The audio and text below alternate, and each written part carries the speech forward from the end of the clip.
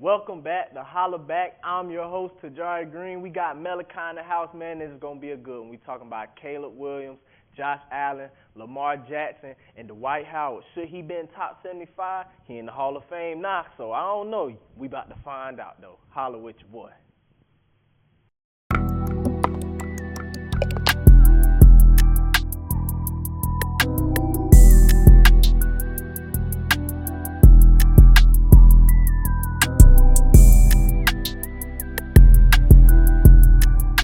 All right, we here. How you feeling today, man? Feeling great. Feeling great. You know, we got a lot to talk about. But before we talk about it, y'all already know it's the question of the day.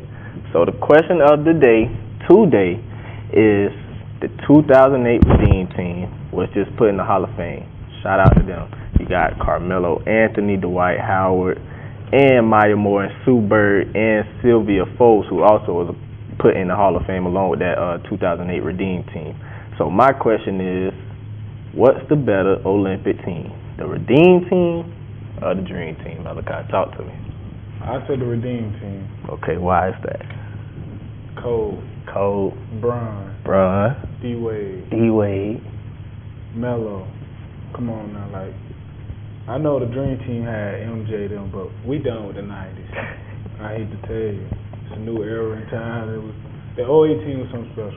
You gonna make some people mad today, man. It's all good. It'll be a whole bunch of old heads. Yeah. Barbershop talk. My dad watching this, and when he do watch this, he gonna be mad, man. He love MJ. He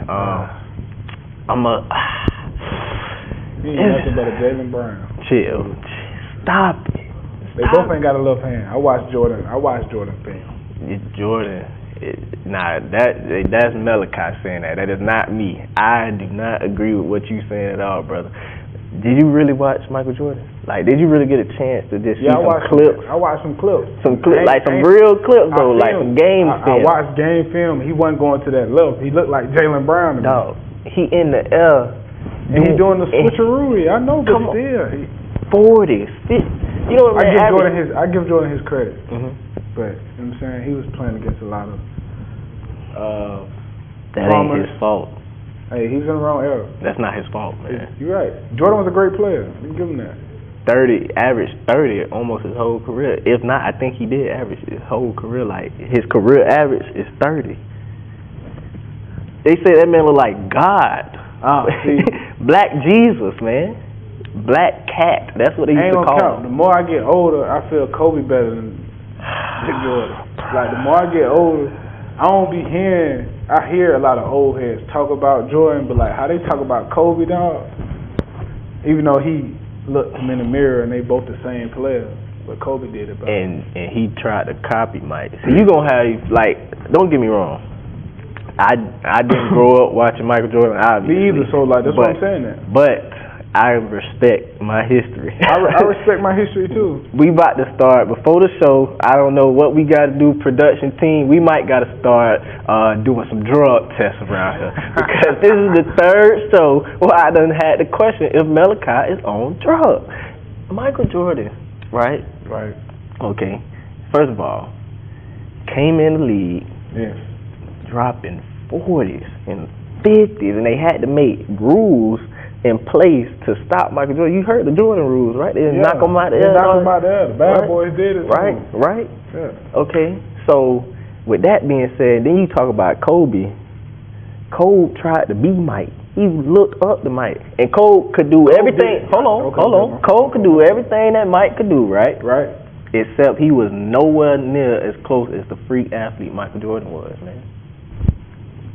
Come on. I hear you. Come on. They can't even. But hey, dang, that's not even a bad take. They both had the same coach. I'll just say that. Yeah. So like that triangle helped both of them. That's right. That's true. Yeah. I mean, they both had to learn how to feel. Yeah. Feel is the key to all of that. But I mean, I'm not mad at it, you know. But the fact that the Dream Team, back to the original question, the Dream Team having Mike on there, it make me a little hesitant, but I'm gonna go that Redeem team simply because, like you said, Gardner? Charles probably was the second best player on that I know, team. 6'6" though, like. Yeah, but he's still a dog, and they got to come down there and guard him too. So true. I don't know. I ain't gonna count. I'm putting Bron on. Let's do it. But that's my thing. See, you really put Wade. They got if Magic and Bird was in their prime, I would take the Dream Team. But they wasn't in their prime. They was on their last leg. So that Dream Team, they do got a lot of the best players ever on that team, right? But that Redeem Team, they have two, in my personal opinion, the top 3 players of all time with Bron and Kobe. Then you got second, not the second, but the third best shooting guard in my opinion of all time, in D Wade. And 2 of the top 5-10 point guards in J. Kidd and Chris Paul. So, I mean, you know, we'll never know, but that's just a hypothetical. Anything else you got to say about that before we move on? You summed it up pretty well. All right. So let's move on, man. Let's hop into the first topic of today. So, the Bills come back and beat the Ravens, man. Before we get into this, then we took the Ravens for that game, right? We took the Ravens. Man, I hate to see it. We were some betting men. We will be lost right now. Yeah, we lost. We'll be lost. I'll be furious. But so you caught that game? You watched that game? I watched a little bit of it. Okay.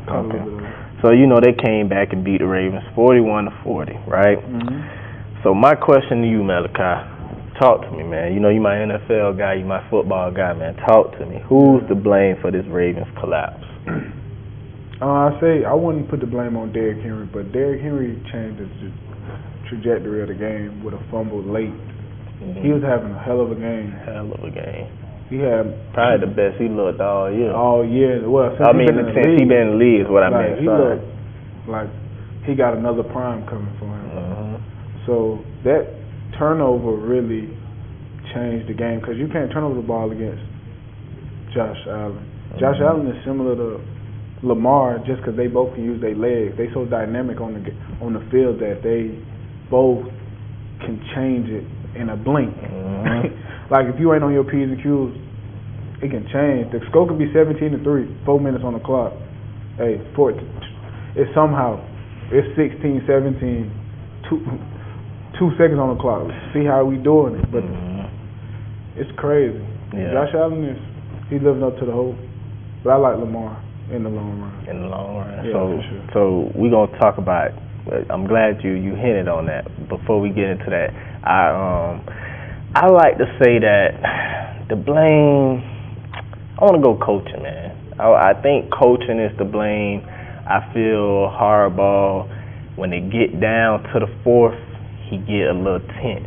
A little conservative? Yeah, he get a little conservative, and it's like the whole game, you've been letting these boys rock out, which is how y'all end up putting up 40 and doing what y'all doing and chilling on the sideline like, oh, we got this game in the bag.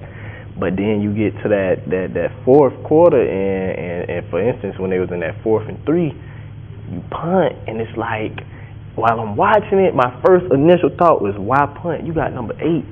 And although Derrick Henry did fumble that ball, like we said, he was playing out of his mind. It looked like he in a whole new prime. Looked like he defying father time, you know. So he is definitely killing all those narratives about running backs right now. You know what I'm saying? So it's like, we got 3 yards. You them play calls that they calling over there on that sideline. You mean to tell me you can't come up with something that you've been killing the Bills defense with all game to get Lamar in a one-on-one situation to get 3 yards? Lamar Jackson, probably the best player in the NFL. You're not lying. So I was gonna say, like, that come with being a great coach, but sometimes it's like you shoot yourself in the foot. Being conservative in the league, I see they like to play clock, and they was thinking, okay, we can switch the sides of the field with this kick, but it's the Bills. Yeah, both teams similar on both sides of the ball, so anything can happen. Josh Allen too, and it's like my thing, right? So we both played sports before. When you trying to play to not lose, more times than not, you gonna lose. So I think just be like, it's like, if you don't get this 3 yards, yes, you giving Josh Allen great field, but you punt this ball back, and I was like, you get this ball back to Josh Allen, he gonna come down here and score. Especially after they just got the lucky one with Keon Coleman getting the tip. I'm like, and Keon balled out too, so that's Florida State guy. We always, but yeah, so I don't know, man. I think the football guys just. They don't be with Lamar and them, man. They sometimes when they get to them big moments and them big games, they got some bad luck. Yeah, Jim Harbaugh, he need to pull a young thug. Whoop-de-doo. Whoop-de-doo. Whoop-de-doo. Just go ahead. Just if it happens, 4th and 3, go ahead. Whoop-de-doo. We'll live with it. It's the first game of the season. But I'm glad. I like that what you said about later. If these two teams meet again in the playoffs, who you got? Who wins? I got Baltimore. It's time. You think so? Pieces there. How many times you gonna keep stabbing at that tiger before it bite back? Yeah. But some may say the same about Josh Allen. I hear him. It's gonna be a close call, just like it was. I told somebody it's gonna be a shootout. It's gonna be a high scoring game. Yeah. Every time they play, it's gonna be one of them games that we're gonna talk about for the next 5 to 10 years. And I think people, I've seen a lot of people talking about the Baltimore Ravens defense and how I feel like they just keep relying on that defense to be this, how the old Ravens was, but that's not the case. And that's definitely not the case for the Bills defense. So like you said, if these two teams do meet again, it'll be a shootout. And I'm taking the Ravens. I do think they're the best team in the NFL, so, It's a blessing to say you grew up with Lamar Jackson. All right. Let's move on, man, to the next topic, man. We gonna start that show. Y'all should be expecting him to say that every show now. Every time we talk about Lamar. But let's move on, man. So the Bears lost to the Vikings. Great game. Yes, great game. 27-24. So before we get too deep into it, I just want to talk first about a guy that I feel like a lot of people didn't know what to expect, man. J.J. McCarthy. Talk to me. What you thought? Not gonna cap. I wasn't a huge fan. Cause my cousin he takes a lot of bets, and he was like, "How you feel about this game?" I was like, "I'm thinking Caleb Williams, Ben Johnson." Yeah, Ben Johnson. He coached at the Lions. The offense looked well when he was there, so I'm thinking, okay, since he's the head coach, he's the offensive guru, he's gonna mold Caleb Williams into that next step. But he looked pretty good early on in the game. But JJ, one thing we like about JJ, he can move on the ground. That play action, he did it at Michigan for a while. That's how they won that. That play action, and he can run. Yeah. So he's dangerous. It's going to be a pretty sight for him because he sat down for a year, even though this might be his rookie year. Yeah, this is his first. So, I'm going to be honest, JJ shocked me.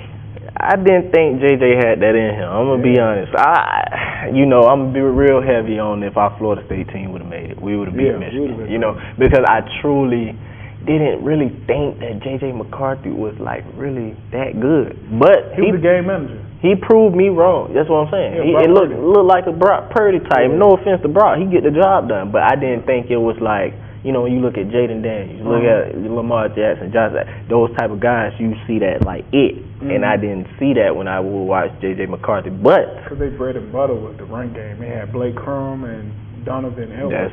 That's true. So, but that Monday night, and it helps to have number 18 over there to throw the ball to. So, you know what I'm saying? So he got 19 back. Adam Thielen made a great catch too. And what was that? 2-point conversion. Yeah.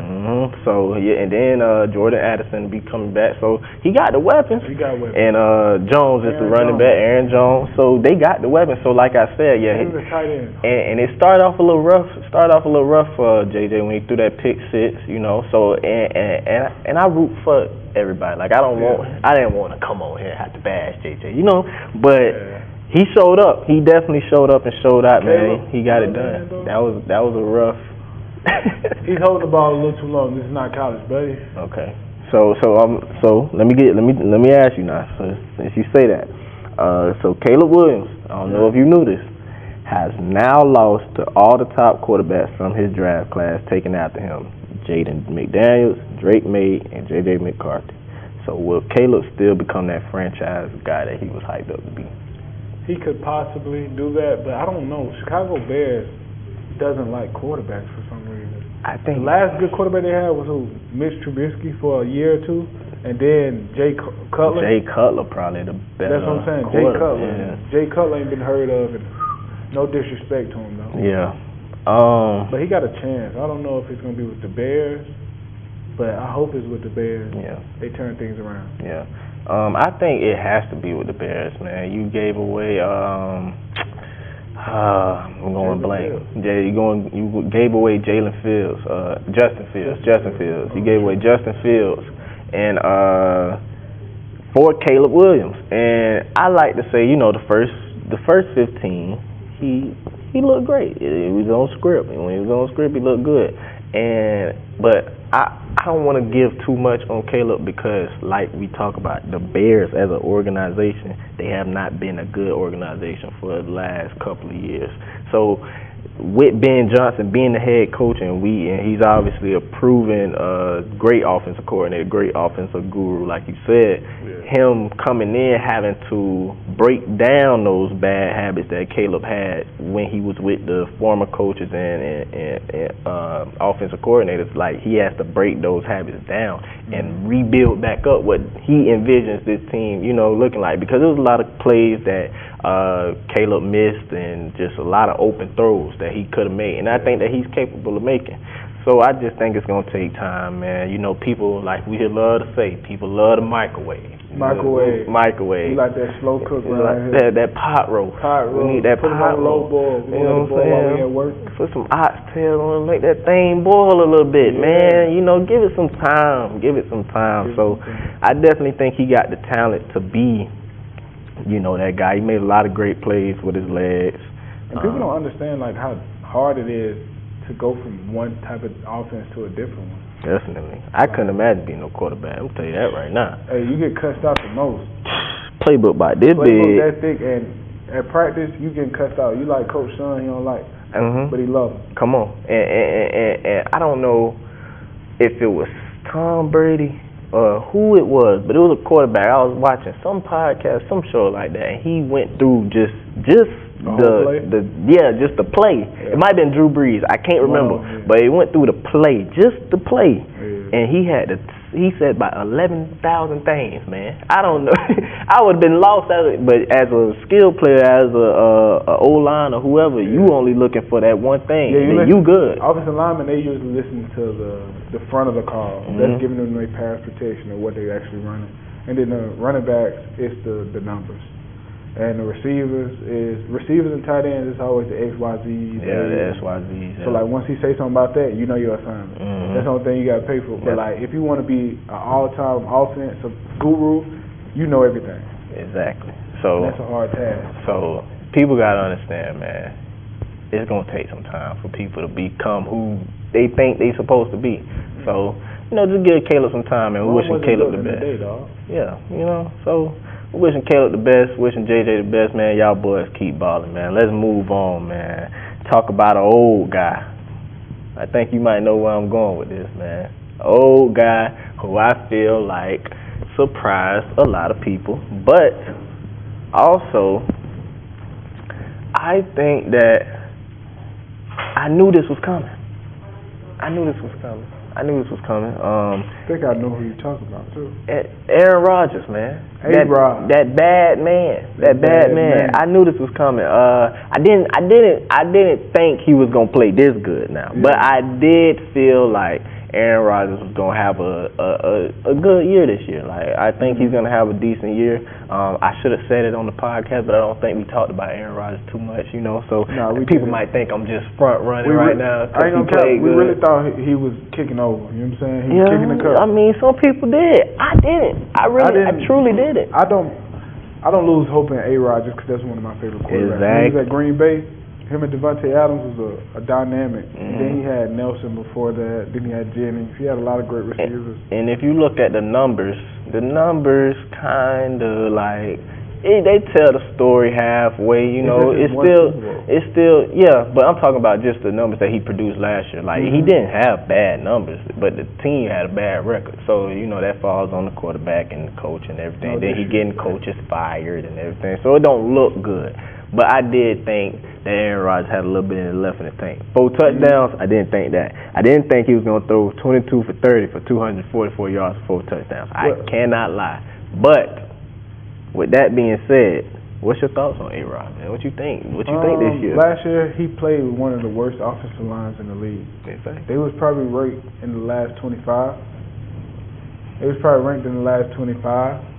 And with that being said, he had a decision. He wasn't his young self, so he couldn't decision make fast.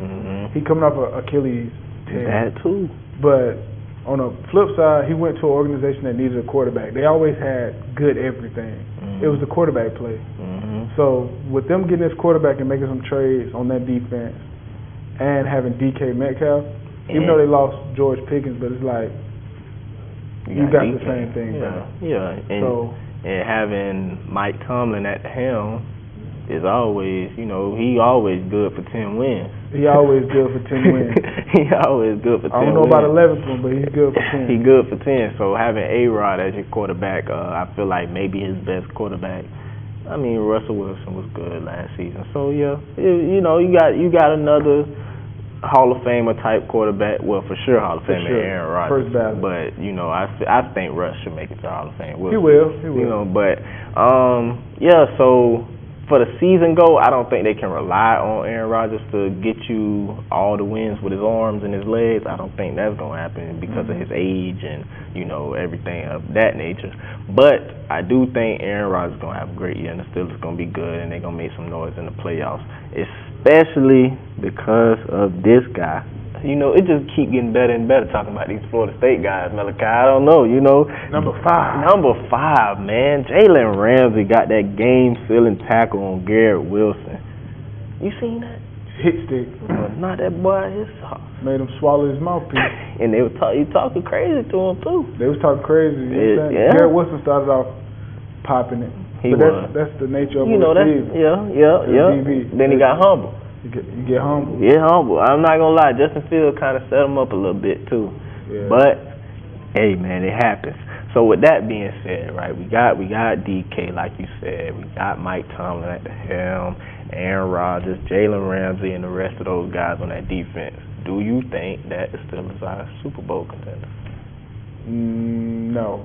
Only reason because Arthur Smith, the offensive coordinator, he was the offensive coordinator for the Dirty Birds a couple years ago. Well, he was the head coach.